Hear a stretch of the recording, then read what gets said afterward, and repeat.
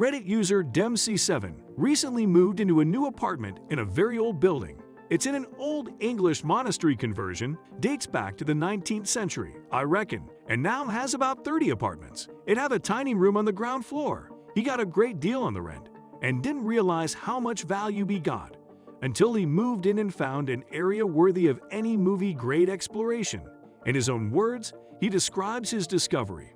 The kitchen and living room has high ceilings. It's a very old building, got all the essentials set up. It really is a mezzanine. It's more of a bunk bed than a bedroom. Cozy. Nice functional shower room. Hang on. What's this? Looks like a hatch. This wasn't in the lease. Opening it.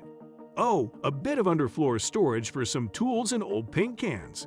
Pretty unexciting. Of course, there couldn't be a secret dungeon complex under my bog standard studio I rented for small money that only happens in poorly written movies. Hang on a second. This can't be true. That's definitely a staircase. We have a dungeon. At this point, I couldn't believe my luck and was completely freaked out since it was so unexpected. I suspected the dungeon stretched beneath the entire building. So I sealed a hatch with the bathroom door wedged over it and awaited backup. Got a friend and proceeded. There is a proper 19th century layout of corridors and hatches beneath. To the right of the corridor, underneath the neighbor's room. Friend examining the end of the corridor. It stretches further, she said. But wait, what's up there? Only notice this when reviewing the photos. Could be a hidden space upstairs between apartments, or else an illusion caused by a collapsing ceiling.